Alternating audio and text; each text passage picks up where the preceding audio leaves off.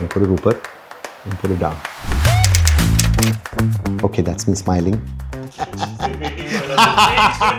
Today I'm coming to you from planet Earth.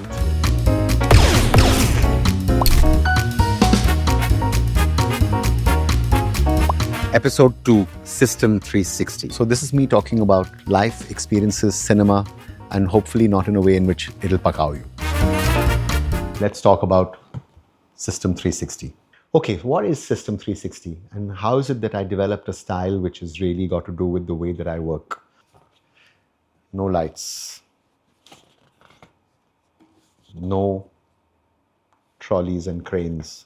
And I also, what is this? It says, once the set is done or the location is done, nobody can move a sofa, nobody can move a chair, nobody can move a cupboard, even for the camera, because it disturbs the energy. No steady cams. I don't say action because if I say action, then the molecules in your body get tense. So never say action because the actor, just suddenly will start, rolling ho raha hai. I don't say cut it because that is also all wrong, because you should not allow cut it because it's after cut it. If you don't say cut it, that's when you may get some magic, which is what you're trying to capture. So you're trying to always capture life before action and after cut, not life in between and action and cut.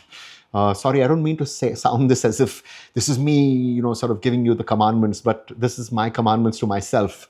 I don't use rehearsals, but I do a lot of workshopping so that the actors can actually understand their role and their characters. Because I shoot with 3 or 4 cameras and I just allow it to roll, and then I do what I call as they will come into the scene, they will improvise, but obviously they're improvising. Sometimes I do 1-hour takes, but that improvising is not to disrespect the writer or the writing. It's so that they can get to the line, because what I call as milestoning.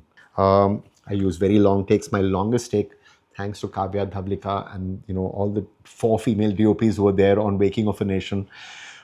Just to hold that camera for 90 minutes, out of which I may just use 5 or 10 minutes, but it's to really get people to believe in before and after rather than during action and cut. And I also, what is this? It says yes to realism and yes to truth, but no to thermocol. I will not allow my actor to say, अच्छा what's my eyeline, मेरे को कहाँ देखना है? Sir, आपको वो लाल dot जो है ना thermocol में उधर लेफ्ट में वहाँ देखना है.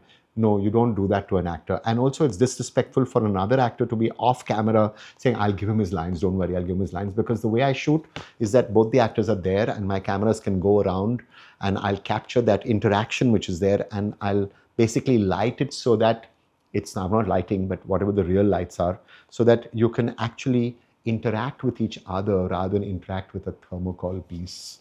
I mean, that's just not on. So the reason is because I believe in the landscape of the human face. That, I think, was a line which was said by Nesta Almondros, who was a great DOP. And so thank you, Nesta Almondros, for teaching me about the landscape of the human face.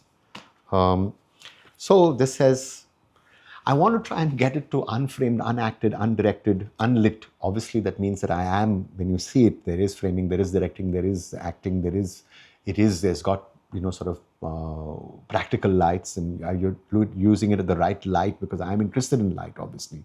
The camera follows the actors. This is really important.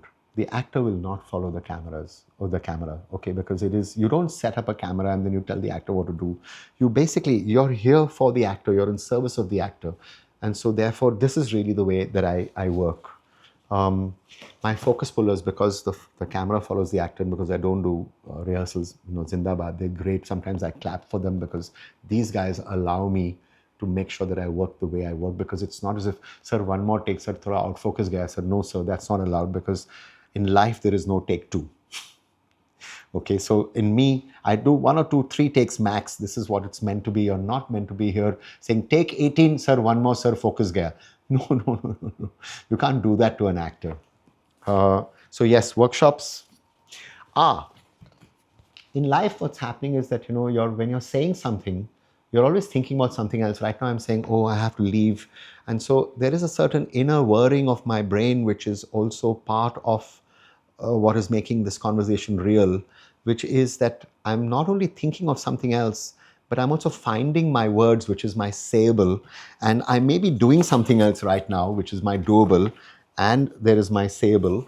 So I want to try and see how I can separate these things. Otherwise, in movie acting, it is so, I'm now going to only think about this and say this simultaneously and only this.